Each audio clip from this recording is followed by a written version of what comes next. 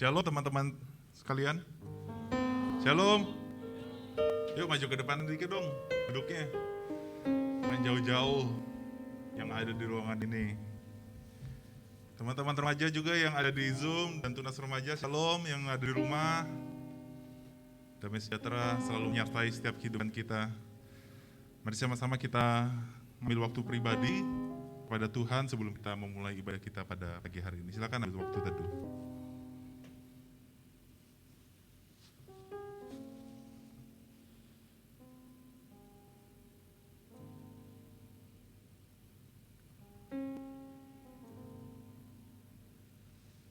Amin, kita bangkit berdiri. Ibadah ini kita mulai dengan satu pengakuan bahwa pertolongan kita adalah dalam nama Tuhan yang menjadikan langit dan bumi. Dan kasih setianya untuk selama-lamanya. Kasih karunia dan damai sejahtera dari Allah Bapa dan dari Tuhan Yesus Kristus menyertai kita sekalian. Amin. Berapa banyak dari kita hari ini ingin memuji nama Tuhan? Angkat tangan teman-teman. Oke semuanya, mari kita angkat pujian, tiba saatnya. Kita naikkan pujian ini dengan penuh semangat. Kita tepuk tangan bersama-sama. Kita nyatakan kebesaran Tuhan. Dia adalah Tuhan yang baik.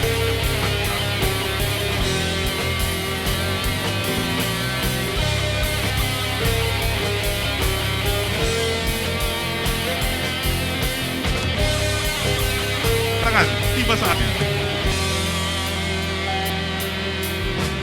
Tiba saatnya kami berkumpul bersatu dari setiap suku dan bangsa, berdiri di hadapan tata anak domba, satu suara menyatakan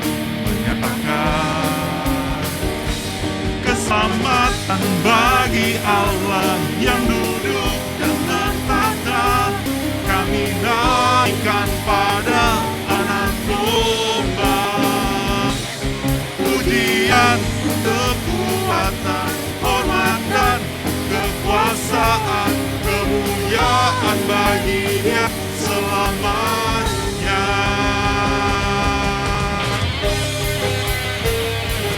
Yuk lebih bersemangat yuk.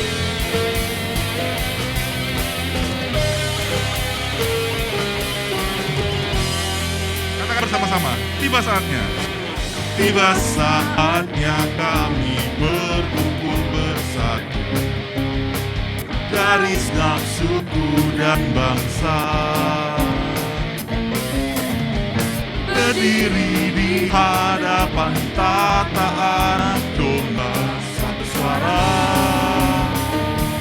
menyatakan keselamatan bagi Allah yang duduk dan bertata. Kami naikkan pada anak domba pujian, kekuatan, hormat dan kekuasaan, kemuliaan bagi-Nya selamanya. Biarlah hidup kita terus-menerus menyatakan pujian, hormat bagi nama Tuhan kita. Amin teman-teman sekalian.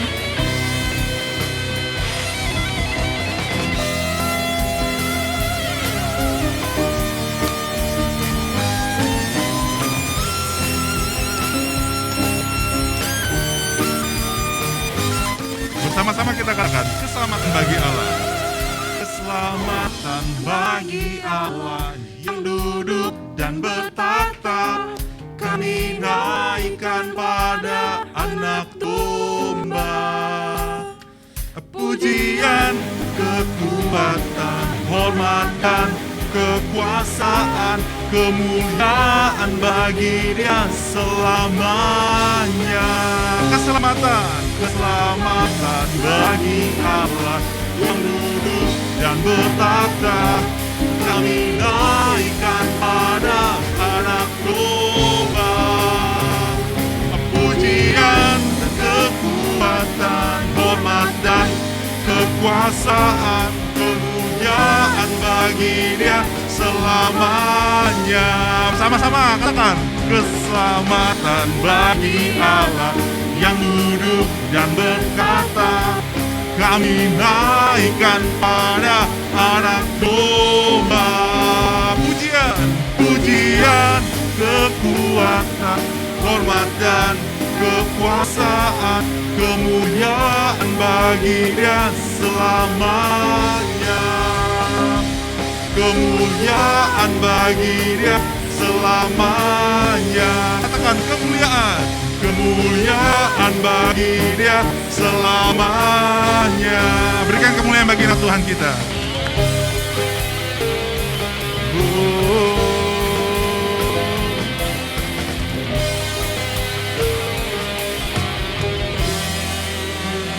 Mari kita berada di dalam doa. Segala kemuliaan hanya bagi-Mu Tuhan. Kami bersyukur pada pagi hari ini datang ke rumah Tuhan dan beribadah bersama-sama. Biarlah kiranya Tuhan ibadah kami menyenangkan hati-Mu. Biarlah kami semakin hari disegarkan melalui ibadah ini, melalui kebenaran firman Tuhan, agar hidup kami semakin bertumbuh di dalam-Mu, agar hidup kami diperkenankan oleh-Mu. Ampuni dosa kami Tuhan, jika kami semakin hari juga masih tetap menundukkan hati-Mu, dan layakkanlah kami Tuhan memiliki hidup di dalam anugerah dan berkat kasih setia-Mu. Terima kasih baik Bapa di surga, kami menyerahkan ibadah ini dari awal hingga akhirnya. Biarlah nama-Mu yang ditinggikan, nama-Mu yang dimuliakan. Terpuji nama-Mu Bapa di surga. Di nama Tuhan kami Yesus kami telah berdoa. Semua percaya katakan amin. Silakan duduk teman-teman. Kita akan baca ayat firman Tuhan yang terambil di dalam Mazmur 23 ayat yang pertama hingga ayat yang ke-6. Mazmur 23 ayat yang pertama hingga ayat yang ke-6. Ayat pertama saya akan bacakan. Ayat kedua teman-teman sekalian bersama dengan teman-teman singers yang akan membacakan. Begitu seterusnya ayat ke-6 kita akan baca bersama-sama. Yang sudah siap angkat tangan? Sudah siap baca angkat tangan? Oke, kita baca sama-sama. 1. Mazmur Daud. Tuhan adalah gembalaku, takkan kekurangan aku. Silakan. Ia membaringkan aku di padang yang berumput hijau. Ia membimbing aku ke air yang tenang.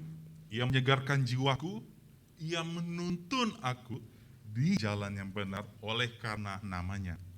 Sekalipun aku berjalan dalam lembah kekelaman, aku tidak takut bahaya, sebab Engkau besertaku. Gadamu dan tongkatmu, itulah yang menghibur aku. Engkau menyediakan hidangan bagiku di hadapan lawanku. Engkau mengurapi kepalaku dengan minyak, pialaku penuh melimpah. Kebajikan dan kemurahan belaka akan mengikuti aku seumur hidupku, dan aku akan diam dalam rumah Tuhan sepanjang masa. Teman-teman sekalian, mari kita mempersiapkan hati kita dalam kebenaran firman Tuhan. Mari kita mengingat kembali betapa banyaknya berkat yang Tuhan berikan bagi setiap kehidupan kita. Terutama kasih yang Tuhan selalu nyatakan bagi setiap kehidupan kita. Mari bawa hatimu kepada Tuhan. Ingatlah kembali betapa Allah selalu ada bagi setiap hidupmu. Jangan pernah tinggalkan Tuhan dalam hidupmu. Tapi hiaslah kehidupanmu di dalam kemurahan namanya. Dan bawalah kehidupan kita bersama-sama di dalam kebenaran akan Tuhan. Bersama kita. Kau hiasi kehidupanku dengan kemurahan-Mu. Kau rancangkan masa depanku penuh dengan harapan. Katakan, aku ada saat ini, semuanya karena kasih-Mu. Amin. Aku hidup hari ini, semua berkat kemurahan-Mu. Terima kasih Yesus, Engkau sangat baik, teramat baik bagiku. Tuhan kita adalah Tuhan yang baik. Amin teman-teman. Mari kita bangkit berdiri, kita katakan bersama. Kau hiasi kehidupanku dengan kemurahan-Mu. Kau randangkan masa depanku penuh dengan harapan. Mari kita angkat tangan kita bersama-sama. Aku ada saat ini, semuanya karena kasih-Mu. Aku hidup hari ini, semua berkat kemurahan. Amin Tuhan. Terima kasih Yesus, Engkau sangat baik, teramat baik. Aku ada saat ini, semuanya karena kasih-Mu. Aku hidup hari ini, semua berkat kemurahan-Mu. Terima kasih Yesus, Engkau sangat baik, teramat baik bagiku. Lihatlah betapa Tuhan selalu baik dalam setiap kehidupan. Ada banyak hal yang Tuhan berikan kepada tiap kehidupan kita. Percayalah, Dia selalu ada bagimu, dan Dia selalu hadir dalam tiap kehidupan.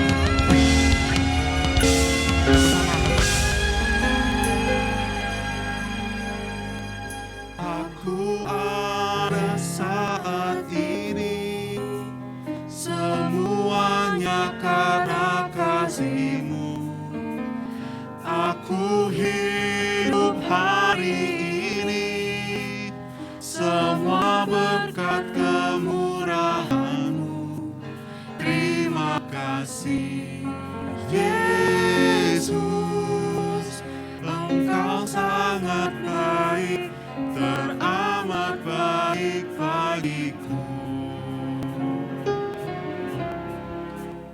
Aku ada saat ini, semuanya karena kasih-Mu. Aku hidup hari ini, semua berkat kemurahan-Mu. Terima kasih Yesus, Engkau sangat baik, teramat baik bagiku. Yesus, Engkau sangat baik, teramat baik bagiku.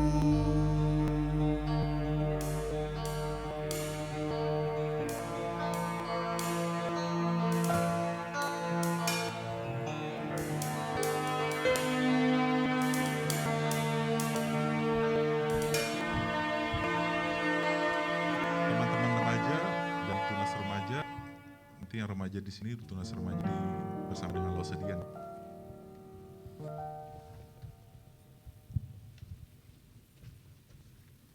Mari kita bersatu dalam doa. Bapa yang baik, sungguh kami mengucap syukur kalau segenap hidup kami itu ada karena anugerah-Mu, ada karena pimpinan-Mu bagi kami. Kami juga mengucap syukur kalau pada kami anak-anak-Mu diberikan satu kesempatan untuk boleh mendengarkan sebagian dari firman-Mu. Kau yang mampukan setiap kami agar kami boleh sungguh paham dan melakukan firman. Begitu juga untuk hamba-Mu dalam keterbatasannya, kiranya Roh-Mu saja yang memampukannya. Terima kasih ya Tuhan, kami serahkan waktu ini dalam tangan-Mu. Dalam nama Tuhan Yesus Kristus kami telah berdoa. Amin. Shalom, selamat pagi, dipersilakan untuk duduk kembali.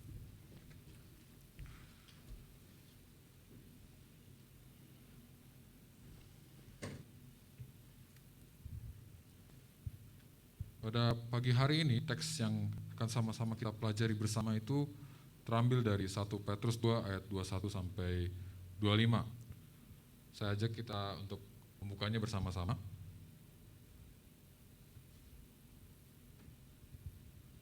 Ambil dari 1 Petrus 2 ayat 21 sampai dengan 25. Saya akan membacakannya untuk kita semua. Sebab untuk itulah kamu dipanggil, karena Kristus pun telah menderita untuk kamu, dan telah meninggalkan teladan bagimu, supaya kamu mengikuti jejaknya. Ia tidak berbuat dosa, dan tipu tidak ada dalam mulutnya. Ketika ia dicaci maki, ia tidak membalas dengan mencaci maki. Ketika ia menderita, ia tidak mengancam. Tetapi ia menyerahkannya kepada Dia yang menghakimi dengan adil. Ia sendiri telah memikul dosa kita di dalam tubuhnya di kayu salib, supaya kita yang telah mati terhadap dosa hidup untuk kebenaran. Oleh pilu-pilunya kamu telah sembuh. Sebab dahulu kamu sesat seperti domba, tetapi sekarang kamu telah kembali dan kepada gembala dan pemelihara jiwamu. Sedemikian jauh pembacaan firman Tuhan. Rekan sekalian, tema khotbah hari ini itu memuat suatu pertanyaan yang menarik. Menjadi teladan, emangnya bisa? Tentu menarik untuk kita bahas bersama-sama gitu. Karena kalau kita perhatikan sekarang ini, mungkin lebih mudah bagi kita untuk menjadi seorang yang meneladani ketimbang menjadi sosok yang bisa diteladani. Karena ketika kita bermain media sosial seperti Instagram atau TikTok atau YouTube, kita banyak menemukan sosok influencer. Mungkin seorang yang kontennya tentang motivasi, tentang body goals, tentang healthy relationship, dan sebagainya. Dan tanpa disadari, kita nyaman memperhatikan, kita lebih nyaman meneladani, melihat apa sih kelebihannya, apa sih yang dia lakukan sehingga bisa mencapai ke titik itu. Ya. Dan tanpa sadar, influencer yang banyak kita temukan di media sosial membentuk pemahaman kita mengenai siapa sosok ideal yang dapat kita teladani. Bukankah dalam benak kita, seseorang yang layak kita teladani itu seorang yang followersnya di atas 1 juta misalnya. Atau mereka dengan kekayaan yang lebih dari 100 miliar misalnya. Atau mereka yang memperoleh banyak penghargaan. Bukankah orang-orang demikian yang dalam pemikiran kita layak untuk kita teladani? Dan sebaliknya tidak masuk akal kalau kita misalnya sedang jalan-jalan, naik mobil, kita melihat seorang mungkin manusia silver atau seorang pemulung dan berkata, aku ingin meneladani orang itu. Rasanya tidak mungkin kita meneladani orang-orang yang dalam kehidupannya mengalami kesulitan. Justru kita berpikir bagaimana caranya agar hidup kita tidak seperti itu, bukan? Agar hidup kita tidak gagal. Rekan-rekan sekalian, memang tidak bisa dipungkiri sebelum berbicara mengenai menjadi teladan, kita harus memulainya dari meneladani satu sosok, satu pribadi yang tepat. Dan pesan firman Tuhan pada hari ini nampaknya menyatakan bahwa kita harus meneladani seseorang, satu pribadi yang menderita. Kontradiksi dengan idealisme, dengan pola pikir mungkin yang selama ini kita miliki. Meneladani seorang yang disalibkan, yang menderita, seorang yang dipukul, diludahi, dan akhirnya mati. Maukah kita meneladani sosok ini? Maukah kita meneladani Kristus? Dan memang pada realitasnya, Kristuslah pribadi yang paling tepat untuk kita teladani. Nampaknya tidak masuk akal, dan mungkin kita bertanya, kenapa demikian? Kenapa Kristus? Rekan-rekan sekalian, kalau kita perhatikan dari teks kita hari ini, Rasul Petrus itu memberikan pesannya kepada jemaat orang Kristen yang menjadi perantau di sebuah daerah Asia Kecil. Kita bisa menemukan hal ini di pasal pertama, bahwa mereka adalah perantau. Orang asing biasanya itu tidak dianggap, mereka tidak memiliki relasi dengan masyarakatnya, mereka tidak kenal banyak orang, dan seringkali mereka bingung akan identitas mereka. Karena mereka berada di tempat asing, mereka bingung harus datang kemana, datang ke siapa ketika mereka mengalami kesulitan. Dan untuk itulah Petrus mengingatkan mereka kembali akan identitas mereka, bahwa mereka adalah orang-orang yang telah dipanggil oleh Allah. Tidak peduli mereka berasal dari kota mana, tidak peduli asal mereka dari mana itu, yang penting yang harus mereka ingat, mereka adalah umat yang dipanggil oleh Allah. Umat-umat yang telah dipanggil, umat-umat yang telah bertobat, percaya kepada Yesus Kristus. Dan dalam keseluruhan surat Petrus ini, ia berulang-ulang mengingatkan pembacanya atau jemaat-jemaat perantau tersebut untuk kembali mengingat panggilan mereka. Bahkan bukan hanya pada di bagian ini, pada pasal 1, pasal 3, pasal 5, Petrus selalu mengingatkan, ingat kembali panggilanmu. Dan kesadaran akan panggilan, kesadaran akan identitas perlu diwujudkan kepada suatu sikap, yaitu mau meneladani penderitaan dari Kristus. Kristus sendiri telah terlebih dahulu menunjukkan bahwa dirinya menderita bagi umatnya dan meninggalkan jejak bagi umatnya. Rekan-rekan sekalian, menarik kalau Petrus merujuk kepada bagian spesifik. Petrus merujuk kepada penderitaan dari Kristus. Mengapa Rasul Petrus merujuk kepada penderitaan? Bukankah terlepas dari penderitaan Kristus masih banyak hal yang bisa kita ladani bersama-sama? Sosok Kristus yang lemah lembut misalnya, sosok Kristus yang mengasihi sama misalnya, yang pemaaf, yang mudah mengampuni, yang bisa berbaur ke siapa saja misalnya. Yang mungkin ini juga yang menjadi kecenderungan kita bersama. Kalau kita itu cenderung milih-milih apa yang kita suka dari Kristus, itulah yang saya mau teladani. Dan rekan-rekan sekalian, dengan demikian kita seperti memotong-motong Kristus dan meneladani sebagian dari potongan tersebut. Justru, jika kamu mau meneladani Kristus, jika kita mau meneladani Kristus, teladanilah penderitaannya. Tentu ketika Petrus berbicara tentang penderitaan, bukan berarti ia sedang mendorong umatnya untuk mencari penderitaan fisik. Bukan berarti ia meminta jemaat untuk ngelukai dirinya sendiri agar menderita. Lantas apa yang dimaksud dengan penderitaan? Rekan-rekan sekalian, kalau kita lihat dari ayat 22 menjelaskan jawabannya, bahwa Kristus telah menunjukkan dirinya tetap tidak berdosa, tidak mengucapkan kebohongan. Kala ia dicaci maki, ia tidak membalas mencaci maki. Ketika ia menderita, ia tidak mengancam. Kristus tetap setia hidup menaati kehendak Bapa meskipun di dalam kondisi yang menekannya. Dengan demikian, penderitaan Kristus merujuk kepada kesetiaannya menaati kehendak Bapa dalam kondisi apapun. Maka bagi kita meneladani penderitaan Kristus berarti mau untuk hidup benar, tetapi bukan hanya untuk sekedar hidup benar, tapi mau memiliki kesetiaan dan kesabaran untuk tetap hidup benar di kala kesulitan. Itulah wujud meneladani penderitaan Kristus. Mau untuk setia hidup benar di kala lingkungan kita mungkin menekan kita untuk tidak hidup benar. Tapi bisakah kita mengasihi di kala kita dibenci? Tapi bisakah kita berkata jujur ketika kita telah dibohongi? Mungkin kita bisa sabar di kala semuanya tenang, tapi bisakah kita tetap sabar di kala kita ditekan oleh orang-orang di sekitar kita? Mampukah kita meneladani Kristus? Kristus telah sabar. Ia telah terlebih dahulu menanggung dosa kita.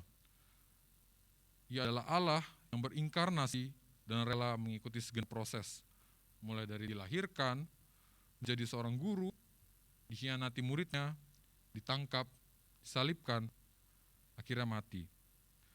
Ia setia memberikan teladan bagi kita. Dan kalau kita lihat dari surat Petrus ini, kata teladan sebetulnya berasal dari kata hipograma, yang berarti kata ini secara harafiah itu seperti berarti pola-pola huruf yang harus disalin rapi oleh seorang anak agar ia dapat belajar menulis. Jadi sebagaimana sebuah contoh wajib diikuti seorang anak agar dia dapat belajar, meneladani Kristus sebetulnya bukan berbicara mau atau tidak mau, mampu atau tidak mampu, melainkan sesuatu yang wajib untuk dilakukan. Karena kalau kita perhatikan lebih lanjut lagi, penderitaannya lebih dari sekedar memberi teladan. Kalau kita lihat di ayat 24, Kristus menderita menanggung dosa kita, sehingga kita mati dalam dosa atau tidak lagi hidup dalam dosa, sehingga kita hidup untuk kebenaran. Penderitaan Kristus itu juga yang memampukan kita untuk bisa hidup dalam kebenaran. Sekali lagi, jawabannya bukan mampu atau tidak mampu, melainkan harus. Kristus sendiri yang telah memberikan jalan, memberikan contoh bagi kita untuk mengikuti langkahnya.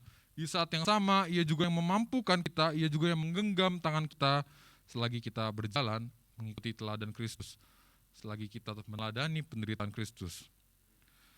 Dan rekan-rekan sekalian, bayangkan kalau tidak ada Kristus, tidak ada pengorbanan Kristus yang rela mati bagi kita. Rasul Petrus menunjukkan dua gambaran jelas yang menunjukkan bagaimana kondisi manusia sebelum dan sesudah kematian Kristus. Pertama, sebagaimana Petrus menjelaskan bahwa kita telah sembuh, itu berarti sebelum Kristus kita adalah orang-orang yang sakit. Kita dahulu sakit dalam artian kita terikat dalam dosa. Tidak mampu menahan godaan dosa, tetapi bilur-bilurnya mentahirkan kita. Versi terjemahan ESV itu menunjukkan terjemahan yang lebih eksplisit. By his wound you have been healed. Luka-luka Kristus itu sendirilah, luka-luka Kristus di kayu salib, itulah yang justru menyembuhkan kita dari dosa yang telah menjangkit hidup kita. Dan kedua, gambaran yang diberikan oleh Rasul Petrus, yaitu jikalau Kristus tidak mati bagi kita, kita sama saja seperti seekor domba yang hilang, tidak tahu arah, namun terus berjalan. Gambaran ini sebetulnya menunjukkan kondisi manusia di dalam dosa. Kita ingat kembali bahwa upah dosa adalah maut. Maka sebagaimana domba yang tidak tahu arah terus berjalan, pada akhirnya ia akan berakhir ke dalam maut. Dari dua gambaran tersebut dapat disimpulkan sejatinya tanpa Kristus kita adalah orang yang sakit. Kita adalah orang yang tersesat. Hanya menunggu waktu sampai tiba maut itu datang menghampiri kita. Hanya menunggu waktu sampai datang saatnya kita menerima penghukuman kekal.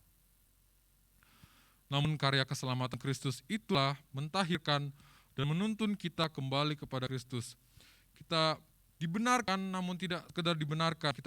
Kita disembuhkan namun tidak sekedar disembuhkan. Melainkan ada hal lebih yang diberikan. Ada tujuan baru bahwa kita sebagai orang-orang yang telah diberikan kesembuhan, orang-orang yang telah diarahkan kembali kepadanya, diberikan sebuah kewajiban, diberikan sebuah tugas untuk mampu meneladani Kristus, untuk hidup benar. Maka bagi kita, orang-orang yang sudah percaya, masih adakah alasan bagi kita untuk memilih hal di luar Kristus sebagai teladan utama kita? Atau masih maukah kita memiliki dunia sebagai potret yang kita teladani? Kita harus ingat kembali bahwa satu-satunya patokan yang tepat hanyalah Kristus Yesus Tuhan dan Juru Selamat kita. Kembali seperti pendahuluan yang tadi saya jelaskan bahwa mungkin sebagai anak-anak remaja kita banyak menemukan potret-potret yang nampaknya menggoda kita untuk kita teladani. Dan satu hal yang saya ingin ingatkan gitu, jangan sampai kita salfok atau kita salah fokus. Kembali kita ingat identitas kita, bahwa sama seperti jemaat-jemaat perantauan, kita pun orang-orang yang dipanggil oleh Kristus. Kita orang-orang yang telah diselamatkan, kita orang yang telah ditahirkan dan diarahkan kembali kepada pelukan Kristus. Maka tidak ada kata tidak dalam meneladani penderitaan Kristus. Sama seperti Kristus setia menaati Bapa, begitupun kita seharusnya mau untuk memiliki kesetiaan, untuk hidup seturut kehendak Allah dan menolak godaan-godaan dunia untuk berpaling dari Kristus. Kemudian hal praktis yang bisa kita pelajari dalam meneladani penderitaan Kristus itu juga dicatat, sebagaimana dicatat dalam ayat 22, bahwa Kristus dapat menjaga perkataannya. Dalam kondisi ia harus difitnah, dalam kondisi ia dicaci maki, ia tidak membalas dengan kebohongan, ia tidak membalas dengan caci maki. Dan bukankah kita kerap melakukan sebaliknya, mungkin dalam lingkungan kita bersekolah atau lingkungan keluarga kita, kala kita dihina, kala kita mungkin diledeki, dibully, bukankah kecenderungan yang ada dalam hati kita itu membalas menghina agar dia yang lebih terpuruk, membalas mengatai, membalas membohongi agar dia yang menderita. Tapi Yesus sendiri telah memberikan teladan bahwa tidak ada dusta sama sekali yang keluar dari mulutnya. Dalam kondisi ia dikhianati muridnya, dalam kondisi ia dikata-katai, ia dihina, tidak ada balasan yang ia berikan. Maka sekarang ini maukah kita terus berkomitmen untuk berkata benar, walaupun berada dalam situasi yang menekan kita, walaupun berada dalam kondisi di mana kita terus mungkin tergoda, mungkin terdorong oleh emosi untuk mengata-ngatai orang lain, untuk menghina orang lain.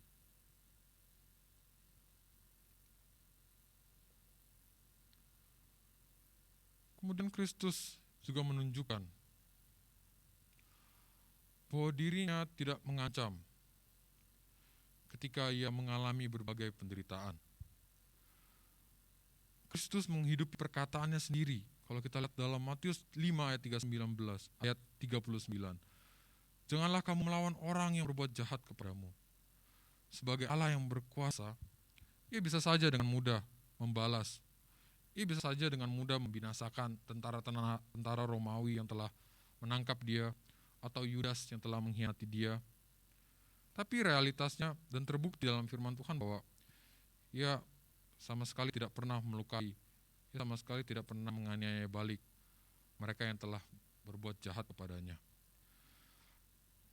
Kristus adalah orang benar, tapi penderitaan yang ia tanggung, walaupun ia sadar bahwa ia adalah orang benar, tidak membuat ia lantas merasa ia berhak untuk menghakimi orang lain, untuk membinasakan orang lain. Justru ia menyerahkan segala perkara yang ia telah alami kepada Allah Bapa, hakim yang adil. Ia tidak takut di hadapan hakim yang benar, karena ia sendiri telah berperilaku benar di hadapan Allah. Bukankah kita dalam kesulitan justru menghalalkan segala cara? Bukankah dalam kondisi kita tertekan, kita cenderung mencari jalan pintas? Atau bukankah kita seringkali lari dari permasalahan yang kita alami? Maka maukah kita berkomitmen untuk tetap berperilaku benar seturut firman Tuhan, dikala godaan hawa nafsu, dikala godaan kesulitan, dan tekanan-tekanan lainnya yang mungkin berat. Rekan-rekan sekalian, kalau kita setia meneladani Kristus, secara tidak langsung pun kita juga telah menghadirkan Kristus melalui tindakan kita. Keteladanan kita akan sosok, akan pribadi yang tepat, yaitu Kristus sendiri, menjadikan kita sosok yang bisa diteladani orang-orang lain.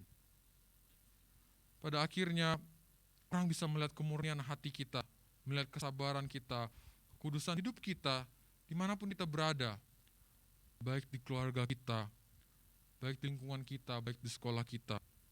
Orang akan melihat Kristus melalui komitmen kita untuk tetap berperilaku benar, kalau dunia ini terus menawarkan hal-hal yang tidak benar. Dan rekan-rekan sekalian, jangan sampai kita lupa bahwa bukan dengan kekuatan kita sendiri. Ketika kita berbicara mampu, bukan karena kekuatan kita, melainkan seperti yang telah dijelaskan bahwa Kristus yang memampukan. Dan juga jangan sampai lupa peran Roh Kudus yang ada bagi kita. Roh Kudus yang mengingatkan kita akan firman-Nya, Roh Kudus yang mengingatkan kita bagaimana berperilaku sesuai dengan firman Tuhan. Maka dikala kita mengalami kesulitan, dikala kita terus-terus mengeluh, aduh susah, rasanya tidak bisa, aku terus-terusan memaksa diriku untuk hidup benar. Jangan sandar kepada kekuatan kita sendiri. Melainkan kita berdoa kepada Tuhan, kita memohon akan kekuatan dari Roh Kudus yang memampukan kita untuk hidup benar. Maka kesetiaan kita itulah kesetiaan kita untuk meneladani penderitaan Kristus, untuk setiap hidup benar, itulah yang kiranya dapat mempermuliakan Allah. Mari kita sama-sama berdoa.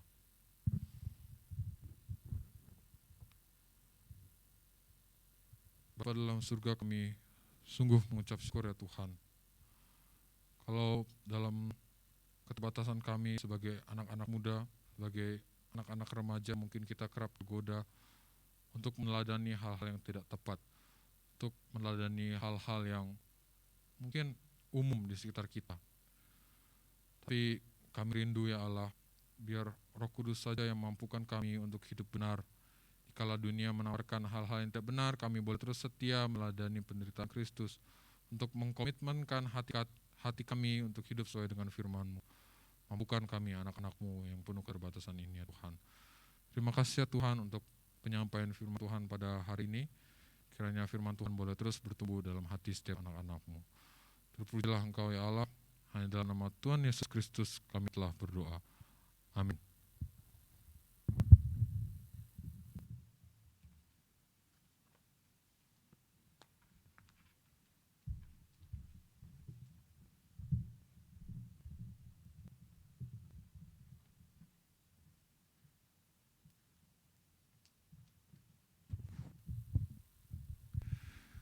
Terima kasih untuk Lause Stephen yang telah menyampaikan firman Tuhan. Kiranya hambanya selalu diberkati, baik dalam studi, dalam kehidupannya. Ada kenal nggak sama Lause Stephen? Udah kenal ya? Lause Stephen ini adalah mahasiswa dari STT Amanat Agung dan dia melayani di tempat kita bersama-sama. Teman-teman ngomongin tentang teladan. Ini adalah sesi pertama kita dalam program Shekinah Family. Sudah tahu ya program ini? Dan saya bersyukur teman-teman kalian memberi respon yang sangat baik. Kalian mau ikut dalam kelompok-kelompok kecil. Dan saya bersyukur banget kalian mau ambil bagian di dalamnya. Teman-teman yang masih ingin ikut bergabung di dalam kelompok kecil Shekinah Family, saya masih membuka kesempatan untuk teman-teman ikut bergabung. Kami para pengurus itu menjadi para mentor. Menjadi para mentor bagi setiap kalian. Bukan kami sebagai mentor adalah orang yang baik. Enggak. Kami juga belajar seperti tadi. Ngomongin tentang teladan itu bukan soal mampu apa enggak mampu ya loh saya. Bukan soal bisa enggak bisa. Tapi apa? Harus. Kami sebagai pengurus juga harus melakukan itu, kan kami mau nggak mau apa bisa nggak bisa. Karena untuk apa? Kami juga belajar. Nah, bersama dengan teman-teman kita juga sama-sama belajar.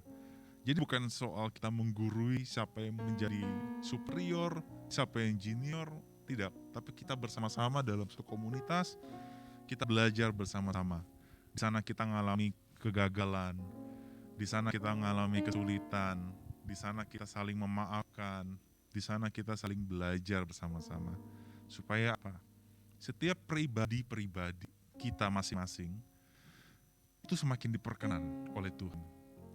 Hidup kita menjadi semakin bertumbuh di dalam Tuhan.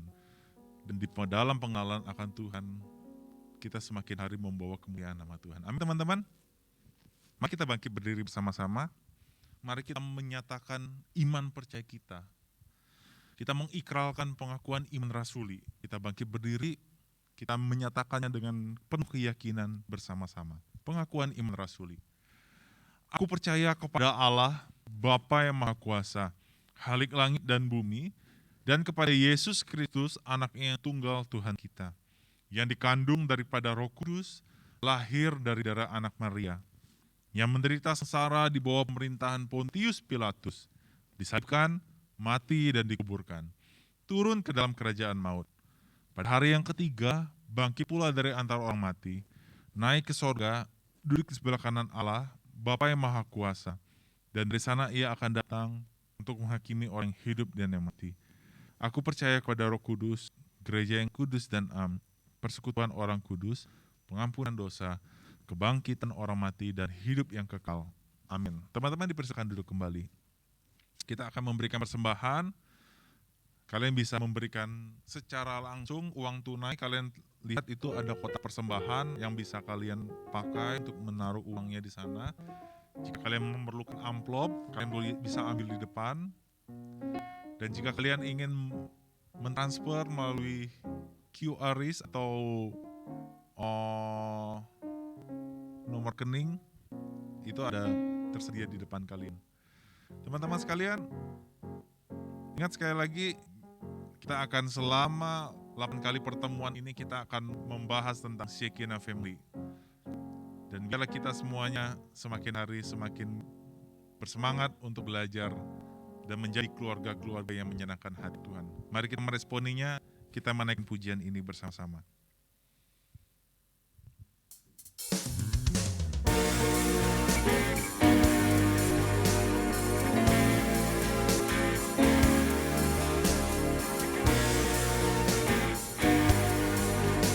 Tuhan Allah kita yang hebat. Dialah Allah yang dahsyat dan ajaib perbuatannya. Kita mengamini bahwa Dia adalah Allah yang perkasa, yang hebat dan nyata di dalam setiap kehidupan. Kita katakan bersama-sama. Engkaulah Tuhan yang hebat,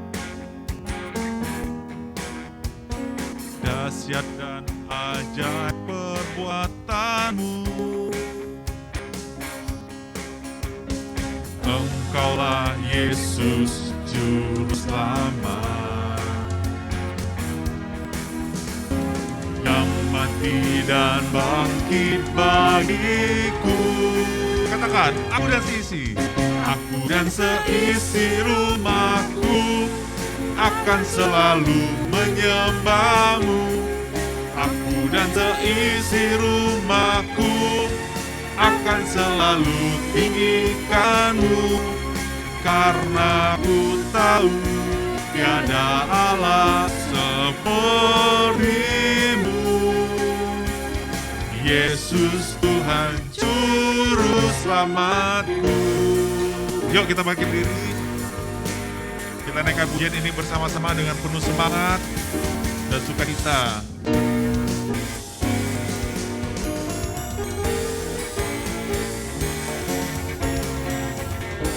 Bersama kita katakan, Engkaulah Tuhan yang hebat. Amin. Dahsyat dan ajaib perbuatanmu. Engkaulah Yesus Juru Selamat, yang mati dan bangkit bagiku. Yuk kita tepuk tangan bersama. Aku dan seisi rumahku akan selalu menyembahmu. Aku dan seisi rumahku akan selalu tinggikanmu, karena ku tahu tiada Allah sepertimu. Yesus Tuhan Juru Selamatku. Dialah Tuhan Allah kita, Juru Selamat kita.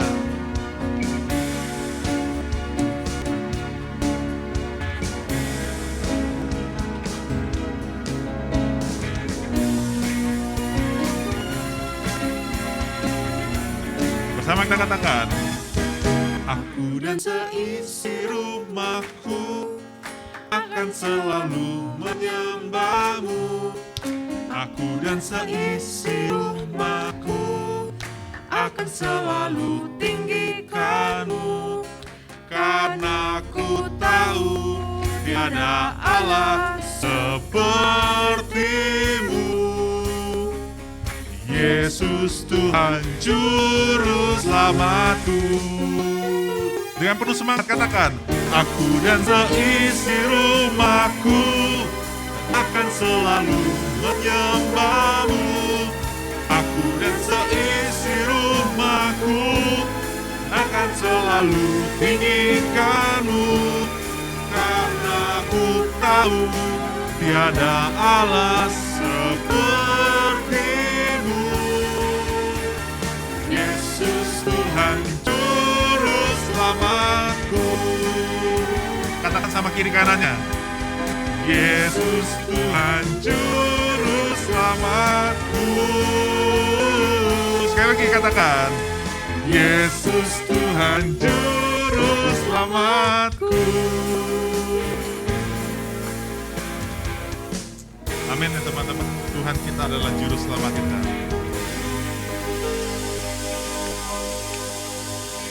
Minta saudara Selby untuk pimpin dalam doa persembahan. Mari kita berdoa. Terima kasih Tuhan karena hari ini kami bisa berkumpul bersatu di gereja ini. Kami bisa mendengarkan firman Tuhan dan kami juga bisa persembahan. Tuhan tolong pimpin persembahan ini supaya persembahan ini bisa dipakai untuk kemuliaan-Mu ya Tuhan. Terima kasih Tuhan, dalam nama Tuhan Yesus kami sudah berdoa dan mengucap syukur. Amin. Oke, thank you. Silakan duduk teman-teman, kita akan mendengarkan warta.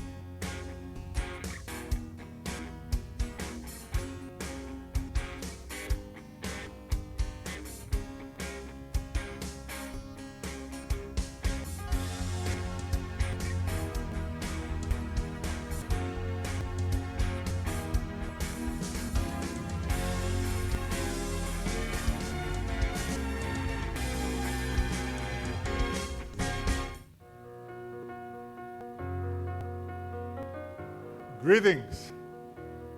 What a great day today to worship with all of you. Today, I want to share with you the 8 principles of how to positively influence your family, your loved ones, and your friends. The 8 secrets are under the acronym MOTIVATE. Because the truth is, you want to motivate people from the heart. It's all about influencing the heart. So M, modeling. O, open communication. T, time. I, intimacy. V, vision. A, affirmation. T, training. And lastly, trust. What do we mean by modeling? The principle of modeling is simply this: children copy us, positively or negatively. This is based on the Bible, the principles of copying. The Apostle Paul tells us in 1 Corinthians chapter 11, verse 1, "Be imitators of me, just as I also am of Christ." Do you see the modeling?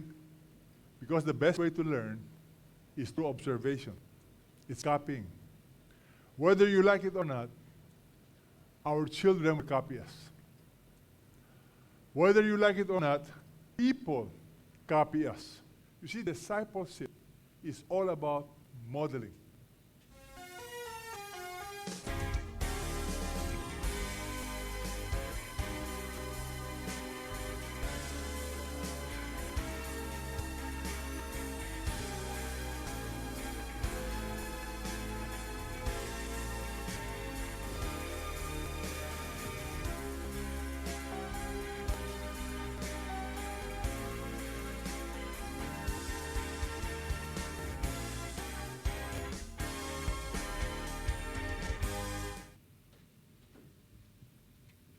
Ya, itu mengenai tentang Shekinah Family ya teman-teman.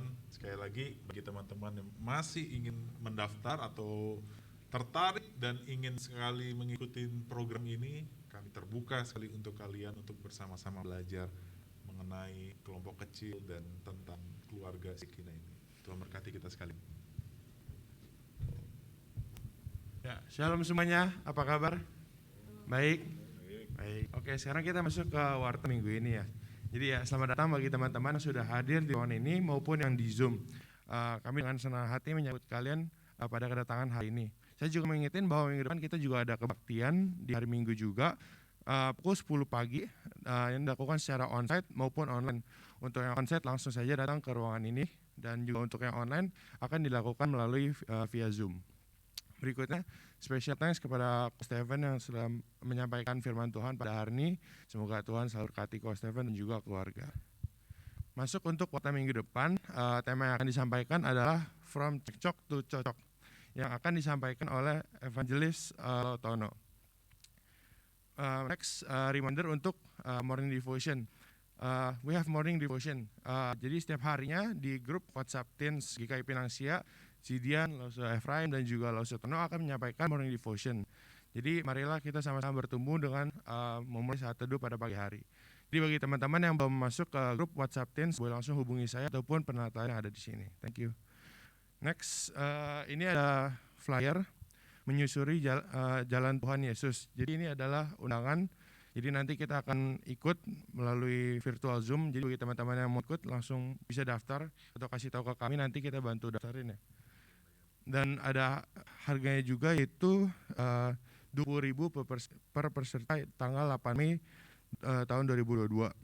Nah, jadi di Zoom ini nanti kita akan lihat sama-sama secara virtual jalan di mana Tuhan Yesus sampai disalibkan gitu. Jadi bagi teman-teman yang berminat langsung aja boleh hubungin kami. Oh iya, ini 8 Mei. Oke, oh ya teman-teman, hari ini adalah hari terakhir untuk pendaftaran. Jadi bagi teman-teman yang ingin ikut langsung aja daftar ke kami. Next, ini juga ada pengumuman tambahan, yaitu ada flyer dari GKI Harapan Indah. Mereka mengundang kami, kita semua, untuk ikut dalam ibadah mereka pada Sabtu tanggal 28 Mei tahun 2022 pukul 4 sore. Jadi bagi teman-teman yang ingin ikut ibadah dari GKI Harapan Indah ini, boleh langsung hubungi kita karena juga kuotanya terbatas dan ini tidak dikenakan biaya. Bisa dilakukan secara online, yaitu melalui Zoom ataupun onsite langsung di Gereja Harapan Indahnya. Next, sekian untuk warta hari ini. Terima kasih. Thank you Brian. Oke teman-teman sekalian, mari kita bangkit berdiri. Kita akan mengakhiri ibadah kita. Mari kita kembalikan segala kemuliaan bagi nama Tuhan kita.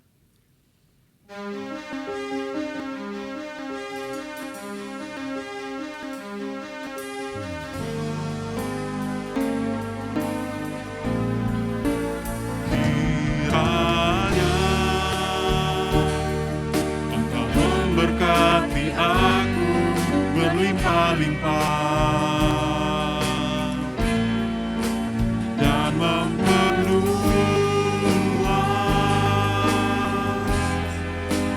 daerahku,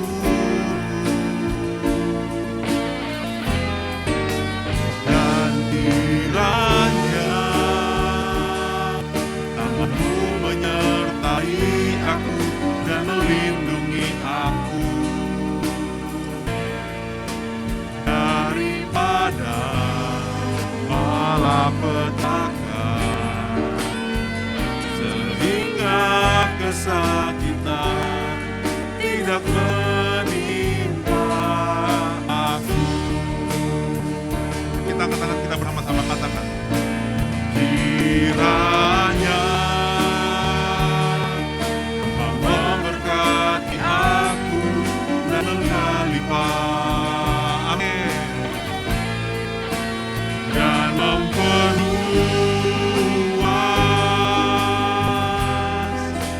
daerahku,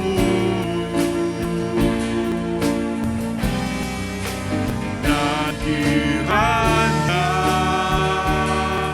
Tanganmu menyertai aku dan melindungi aku daripada malapetaka,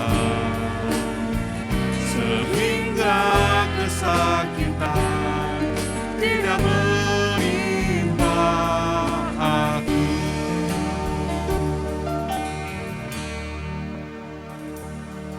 Tuhan mendengarkan dan menjawab doaku.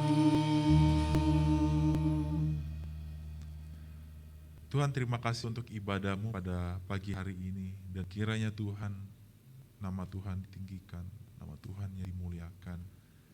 Biarlah kami hidup semakin hari, semakin mengalami Tuhan, dan semakin hari semakin memiliki hidup yang memiliki Kristus, hidup yang tidak menyimpang ke kanan dan ke kiri, hidup menjadi berkat bagi banyak orang, bahkan kami menjadi teladan bagi sesama kami, bagi orang-orang bahkan yang belum mengenal Tuhan. Tuhan, terima kasih, dan kiranya Tuhan menyertai setiap kehidupan kami dalam setiap kehidupan bersekolah, dalam setiap kehidupan kami, di dalam sehari-hari di rumah bersama dengan orang tua, dalam keseharian kehidupan kami, dalam tanggung jawab kami. Kiranya Tuhan menyertai kami, Tuhan senantiasa ada dalam setiap kehidupan kami. Kami juga berdoa bagi bangsa dan negara ini Tuhan, yang setelah melewati libur panjang, kiranya Tuhan juga menolong agar kembalinya setiap orang yang rekan-rekan kami yang berlibur, mereka juga mengalami kesehatan. Kami yang tetap ada di tempat ini pun juga Tuhan berikan kesehatan. Dan kiranya Tuhan selalu menyertai juga setiap mereka yang telah merayakan hari raya Idul Fitri, agar kiranya mereka semakin hari hidup mereka juga semakin diperkenan oleh Tuhan. Terima kasih Bapa di sorga, kami menyerahkan hidup kami ke dalam tangan Tuhan dengan membawa berkat daripada-Mu. Tuhan memberkati engkau dan melindungi engkau. Tuhan menyinari engkau dengan wajah-Nya dan memberi kasih karunia. Tuhan menghadapkan wajah-Nya kepadamu dan memberi engkau damai sejahtera sejak saat ini sampai selama-lamanya. Semua percaya katakan, amin. Silakan duduk teman-teman sekalian, Tuhan Yesus memberkati. Kita belum selesai teman-teman, ada satu acara terakhir yang perlu kita